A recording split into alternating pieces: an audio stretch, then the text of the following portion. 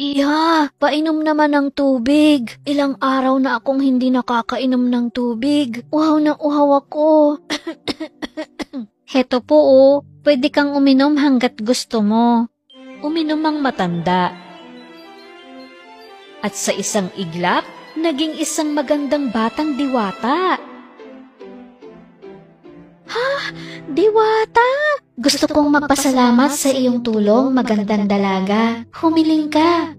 Kami ng kapatid ko ay ilang araw nang hindi kumakain. Sige, pag uwi mo ay tingnan mo ang mesa. Doon ay makikita mo ang isang mahiwagang mangkok. Mahiwagang mangkok? Oo, kapag sinabi mong magluto mangkok, mainit at masarap, ipagluluto ka nito ng matamis na lugaw. Kapag sinabi mong huminto mangkok, busog na po, hihinto ito sa pagluluto. Ngayon, hindi na kayo magugutom ng kapatid mo. Maraming salamat, magandang diwata. Teka, sandali. Huwag mong kakalimutan ang sasabihin sa mahiwagang mangkok, ha? Tumakbo si Sally pa uwi.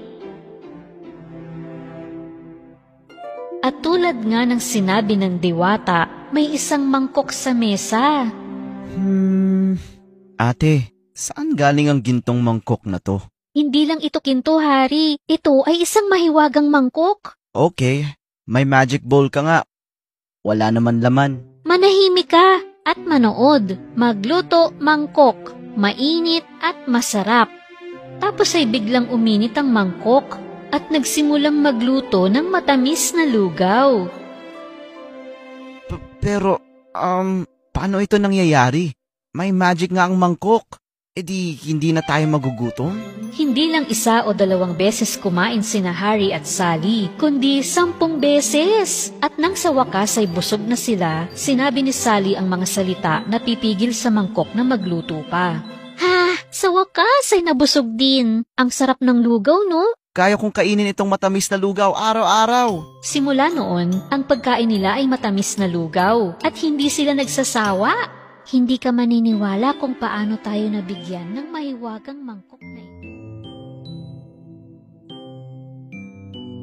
Isang araw bago lumabas si Sally, gusto niyang sabihin kay Harry kung paano pipigilan ng mangkok sa pagluluto. Harry, may sasabihin ako sa iyo na mahalaga. Halika! Hindi pinansin ni Harry ang tawag ng kapatid, kaya pinuntahan siya ni Sally. Ngunit sa sandaling iyon, nakalimutan niya ang sasabihin dahil madalas siyang makakalimutin. Bakit, Ate Sally? Bakit ka nakatayo lang dyan? Natutulog pa ako, hindi mo ba nakikita? May sasabihin sana akong napakahalaga, pero... Nakalimutan mo? Ay, tatak Sally, ang kapatid kong may memorya ng isda. Huwag kang ang mang-asar dyan. Sige na, aalis na ako. Nasa labas na siya nang maalala ni Sally ang sasabihin sa kapatid. Ay, naalala ko na. Ituturo ko kung paano patigilin ang mahiwagang mangkok. Pero hindi naman siguro yun gigising agad hanggang sa makauwi ako. At yun na nga, nagising si Harry habang wala siya. Bumangon sa kama at pumunta sa mesa dahil nagugutom siya. Magluto mangkok, mainit at masarap. Nagsimulang uminit ang mahiwagang mangkok. Amoy matamis na lugaw na naman ang bahay nila.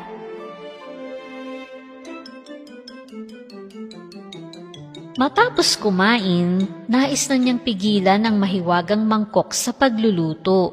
Ang dami kong nakain. Sa tingin ko sapat na yun sa almusal. Hinto mangkok, wag na magluto. Ngunit hindi tumigil ang mahiwagang mangkok dahil hindi tama ang sinabi niya. Sabi ko, tigil, mangkok, lugaw, hokus-pokus, hinto. Hindi pa rin tumigil ang mahiwagang mangkok. Ano to? Ano nang gagawin ko? Ayaw tumigil ng mangkok. Tama na, ayoko na. Kahit anong sabihin ni Harry, patuloy ang mangkok sa pagluluto ng matamis na lugaw. Pag-uwi ni Sally, halos puno na ng lugaw ang bahay nila. Hindi pa siguro nagigising ang kapatid ko, kaya ipagluluto ko siya ng masarap na lugaw. Ah, ano na ito? Hindi mabuksan ni Sally ang pinto ng bahay, kaya tumingin siya sa bintana. At ano ang nakita niya? Puno ng malagkit na lugaw ang buong bahay dahil hindi napigilan ni Harry ang pagluluto ng mangkok. Oh, grabe na ito! Harry! Ayun ate, tulungan mo ako. Nasira na ang mangkok. Huminto, mangkok! Busog na po! Sa sinambit ni Sally, sa wakas ay tumigil ang mangkok sa pagluluto. Kaya naligtas si Harry mula sa kumukulong lugaw. Salamat ate. Anong gagawin natin ngayon sa sangkaterbang lugaw na to?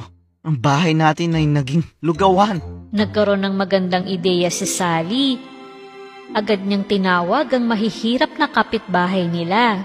Natuwa sila sa paanyaya ni Sally at pumila sa labas ng bahay ni Sally.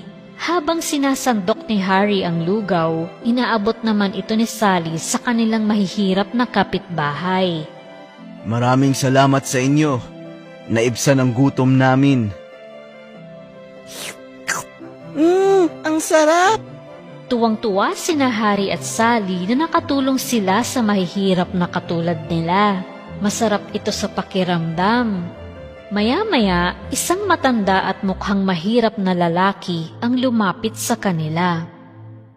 Totoo nga. Ang mahiwagang mangkok. Ilang araw na ako naghanap ng pagkain para sa aking asawa at mga anak. Wala na akong lakas. Pwede ko bang hingiin ng mahiwagang mangkok para sa aking asawa at mga anak? Anong gagawin natin, Ate Sally, kung ibibigay natin ang mangkok? Pareho tayo magugutom. Huwag kang mag-isip ng ganyan. Nagugutom ang mga anak niya. Hindi dapat nagugutom ang mga bata. Kunin mo po ang mangkok at iuwi sa pamilya mo. Sa sandaling iyon, ang lalaki ay naging isang magandang diwata. Oh, ikaw!